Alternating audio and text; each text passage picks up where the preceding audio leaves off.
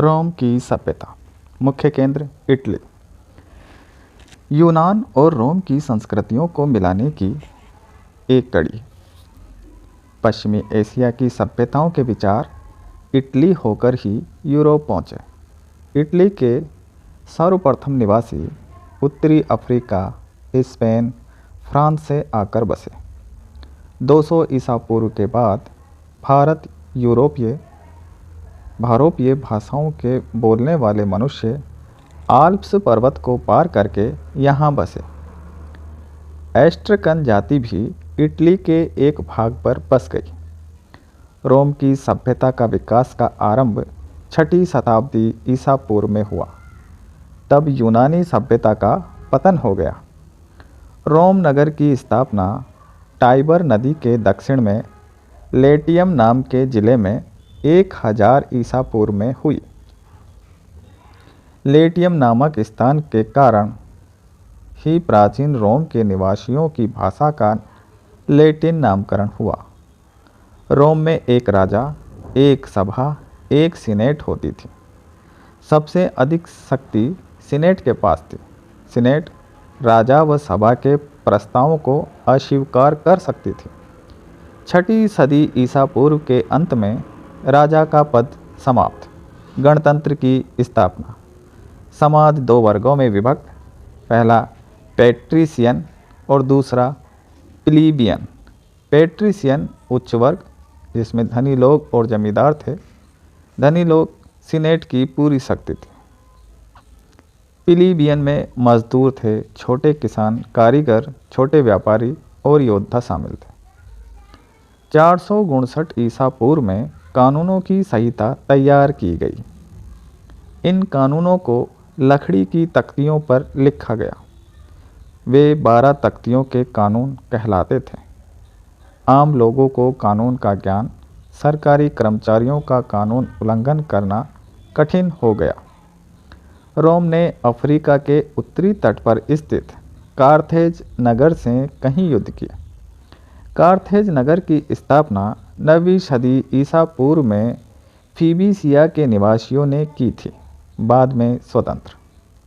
Sicily की भूमि के संबंध में रोम व कार्थेज में विवाद और युद्ध। इस युद्ध की कड़ी में 264 से 146 ईसा पूर्व तक चलने वाले युद्ध प्यूनिक युद्ध कहलाते हैं। कार्थेज सेनापति हैनिबाल के नेतृत्व में लड़ा और पराजित। रोम ने कार्थेज नगर में आग लगा दी, लोगों को दास बनाकर बेच दिया। 1ली सदी ईसा पूर्व के आरंभ तक रोम निवासियों ने यूनान व एशिया माइनर पर अधिकार कर लिया और मिस्र पर भी। युद्धों के परिणाम स्वरूप कुलीन वर्ग संपन्न हुआ व जनता दयनीय हो गई। कारण रोम शासन प्रणाली में दोष, जनता की शासन सुधार की मांग, आंदोलन। सेनापति मेरियम ने जनता का पक्ष लिया। रोम की सरकार ने सेनापति सुला की सहायता से मेरियम को पराजित कर दिया। सुला स्वयं तानाशाह की भांति शासन करने लगा। सुला की मृत्यु के बाद रोम के 3 सेना नायक पाम्पी, क्रेसर, सीजर ने मिलकर ट्रायम्विरेट की स्थापना की और शासन चलाने लगे। क्रेसर्स की मृत्यु। सीजर महत्वाकांक्षी था। प्रत्येक व्यक्ति से हाथ मिलाकर बात करता, रोटी व खेल तमाशों पर धन व्यय करता, जनता पर वोटों के लिए पैसा देकर जनता में लोकप्रिय। जूलियस सीजर ने गाल प्रांत संपूर्ण फ्रांस की सूबेदारी प्राप्त कर ली। इस पद पर सीजर ने अपनी निजी सेना का संगठन किया। 8 वर्षों के निरंतर संघर्ष में गाल जाति को पराजित करके संपूर्ण जर्मनी, इंग्लैंड देशों पर रोम का शासन स्थापित किया। सीनेट ने सीजर को आदेश भेजा कि वह अपनी सेना को भंग करके रोम लौट आए। सीजर सेना सहित लौट आया। सीजर के मुंह से वाक्य निकला, द डाई इज कास्ट, पासा फेंका जा चुका है। अब सीजर रोमन साम्राज्य का बिना ताज का सम्राट बन चुका है। सीजर को सीनेट ने अधिनायक स्वीकार कर लिया। सीजर ने विरोधियों का दमन किया व रोम में शांति व व्यवस्था स्थापित की। 144 ईसा पूर्व में सीनेट ने सीजर को स्थायी रूप से अधिनायक बना दिया। सीजर को सेंसर, कौंसल, ट्रिब्यून के अधिकार सौंप दिए गए। सीजर को पोंटिफेमस मैक्सिमस इम्पेरेटर की उपाधियां प्रदान की गई। सीजर के नाम के सिक्के ढाले गए और उसे 3 बार राज मुकुट पेश किया गया। सीजर ने अस्वीकार कर दिया क्योंकि सीजर रोमन परंपराओं व जनतांत्रिक संस्थाओं का अंत नहीं करना चाहता था। सीजर का ध्यान सुधार व संगठन पर था। सूबों के लगान व करों में कमी की, राजस्व वसूली की ठेकेदारी प्रथा समाप्त कर यह काम सरकारी संस्थाओं को सौंपा। पोम्पी के अनुयायियों कैसियस व ब्रूटस ने 15 मार्च 44 ईसा पूर्व के दिन सीजर की हत्या कर दी। मॉनसन ने लिखा, जूलियस सीजर की संगठन शक्ति अद्भुत थी। वह राजा था परंतु राजाओं जैसा व्यवहार कदापि नहीं किया। जूलियस सीजर को संशोधित पंचांग कैलेंडर, जिसे जूलियनी पंचांग कहा जाता है, वर्तमान तक चलता है। रोम में दूसरा ट्रायमविरेट स्थापित किया गया जिसके सदस्य पहले ऑक्टेवियन, सीजर का दत्तक पुत्र, मार्क एंटोनी, ऑक्टेवियन का बहनोई, लेपिडस, सीजर का अनुयायी। इनका प्रथम कार्य सीजर के हत्यारों को सजा देना। सीजर के हत्यारे कैसियस व ब्रूटस अपनी सेनाओं के साथ मैसिडोनिया चले गए। रोम सेना ने पीछा किया। 42 ईसा पूर्व में फिलिपी के युद्ध में कैसियस व ब्रूटस हार गए व आत्महत्या कर ली। टाइमविरेट के सदस्यों में सत्ता संघर्ष प्रारंभ। लेपिडस इस संघर्ष से हट गया। शेष 2 ने रोम को आपस में बांट लिया। रोम सहित पश्चिमी देशों का शासन ऑक्टेवियन को मिला। मिस्र सहित पूर्वी देशों का शासन मार्क एंटोनी को मिला। मार्क एंटोनी मिस्र की खूबसूरत रानी क्लियोपेट्रा से प्रेम करने लगा और उसने ऑक्टेवियन की बहन तथा अपनी प्रथम पत्नी को तलाक दे दिया। दोनों पक्षों में तनाव। परिणाम स्वरूप 31 ईसा पूर्व में एक्टियम के 9 युद्ध हुए जिनमें ऑक्टेवियन की विजय हुई। एंटोनी व क्लियोपेट्रा ने आत्महत्या कर ली। गृह युद्ध का अंत। ऑक्टेवियन भूमध्य सागरीय देशों का एकमात्र स्वामी बन गया। एक्टियम युद्ध के बाद ऑक्टेवियन ने सीजर की उपाधि धारण की। वह प्रिंसेप व इम्परेटर की उपाधियां भी जोड़ ली। सीनेट ने ऑक्टेवियन को अगस्टस सौभाग्यशाली की उपाधि दी। भविष्य में ऑक्टेवियन अगस्टस सीजर के नाम से प्रसिद्ध हुआ। अगस्टस ने 31 ईसा पूर्व से 14 ईसा पूर्व तक शासन किया। इस काल में पूर्ण शांति रही। इसे पेक्रोमाना रोमन शांति की गिनती शुरू की जाती है। ऑगस्टस ने जेनस देवालय के द्वार बंद करवा दिए। जेनस मंदिर के द्वार केवल शांति काल में ही बंद करने की प्रथा थी। ऑगस्टस रोमन जाति की शुद्धता व रक्त रक्षा का प्रबल समर्थक था। ऑगस्टस की 41 वर्ष तक शासन करके मृत्यु। शासनकाल स्वर्ण युग कहा गया। ऑगस्टस कहा करता था, जब रोम मिला तब वह ईंटों का नगर था, जब उसने रोम छोड़ा तब वह संगमरमर का नगर बन चुका था। ऑगस्टस के बाद इसके 4 वंशजों टिबेरियस, कैलिगुला, क्लॉडियस और नीरो ने शासन किया। अंतिम सम्राट नीरो संगीत, कला, साहित्य को प्रोत्साहन दिया। वह भवनों का निर्माण कराया। नीरो ने अपनी माता, भाई, 2 पत्नियों, गुरु की हत्या की थी। नीरो ने 68 ईस्वी में आत्महत्या कर ली थी। नीरो के बाद वेस्पासियन सम्राट बना। 108 ईस्वी तक छह अच्छे सम्राटों का शासन रहा।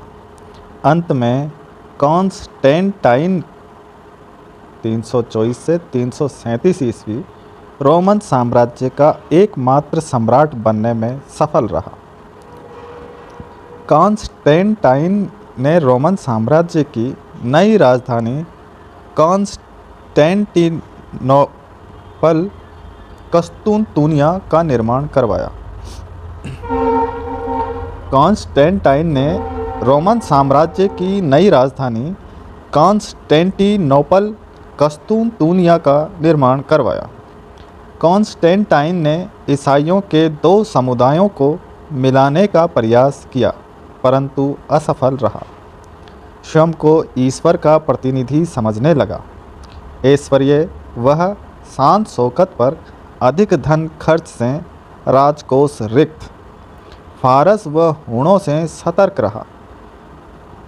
337 ईस्वी में मृत्यु के बाद भयंकर उत्तराधिकारी युद्ध।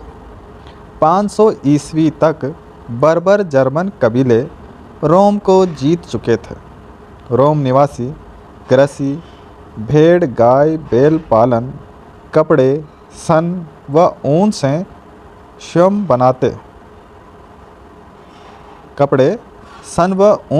स्वयं बनाते, मिट्टी व लकड़ी के बर्तन काम में लेते।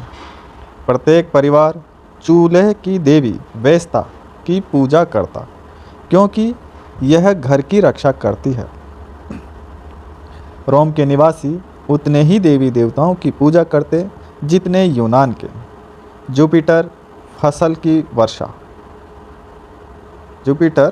फसलों की वर्षा, मार्स युद्ध में सहायता, जूनो स्त्रियों की रक्षा, मरकरी संदेशों को ले जाता। रोम साम्राज्य 4 वर्गों में विभक्त: अभिजात वर्ग जमींदार, धनी व्यापारी साहूकार, प्लीबियन छोटे स्वतंत्र किसान। शहरों के निवासी अधिकतर के पास कोई काम नहीं था, दास सारा काम करते थे। बाद में मध्य वर्ग कामचोर हो गया, श्रम से घृणा करने लगे, दासों को काम समझने लगे। जीवन निर्वाह के लिए राज्य से आर्थिक सहायता मांगने लगे। जूलियस सीजर के शासन संभालने के समय रोम के 3,20,000 का भरण पोषण राज्य किया करता था। कुछ दास अपने मालिक से भी अधिक शिक्षित तथा विद्वान थे। अभिजात वर्ग भोग विलास, हमामों, मनोविनोद में समय बिताते महलों में रहते। जनता ग्लैडिएटरों, तलवारबाजों की प्रतियोगिता व रथों की दौड़ को देखने जाती थी। संसार को रोम की सबसे बड़ी देन कानून और सरकार है।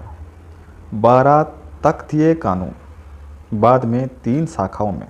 पहली दीवानी कानून, नागरिकों के मुकदमों में प्रयोग। दूसरा जनसाधारण का कानून, समस्त जनता के साथ प्रयोग। तीसरा प्राकृतिक कानून, न्याय तथा कानून के दर्शन से संबंधित। कानूनों के कारण ही रोम, भारत व चीन तक व्यापारिक वस्तुओं का विनिमय होने लगा। दक्षिणी भारत में चेन्नई के निकट एरिकमेडू नामक स्थान रोम के व्यापार की चौकी था। यूनानियों की वर्णमाला के आधार पर रोम की वर्णमाला का विकास और लैटिन भाषा बनी। फ्रांसीसी, स्पेनिश, इतालवी भाषा का आधार लैटिन है। यूनानी दर्शन रोम ने ग्रहण किया। एपिक्यूरियन व स्टोइक दर्शन रोम में लोकप्रिय थे। ल्यूक्रीटियस, जिसने on the nature of things, वस्तुओं के स्वरूप पर कविता लिखी, वह आत्मा के अस्तित्व में विश्वास नहीं रखता था, किंतु शांति व पवित्र हृदय का समर्थक था, भोग विलास का नहीं। सिसरो, वक्ता, स्टोइक दर्शन मानने वाला, चित्त की शांति को सर्वश्रेष्ठ भलाई समझता था। राजनीतिक व प्राकृतिक नियम की संकल्पना देन। प्राकृतिक नियम वह कानून जिसको तर्क द्वारा ज्ञात किया जा सके और जिसके द्वारा सभी मनुष्यों के प्राकृतिक अधिकारों की रक्षा की जा सके। मार्कस ऑरेलियस स्टोइक दर्शन मानने वाला, मेडिटेशन पुस्तक की रचना की, जीवन कैसे बिताना चाहिए लिखा। जीवन का उद्देश्य सुख नहीं चित्त की स्थिरता है। सेनेको स्टोइक दर्शन मानने वाला, होरेस की कविता में एपिक्यूरियन व स्टोइक विचारधारा का मिश्रण, दार्शनिक रूप।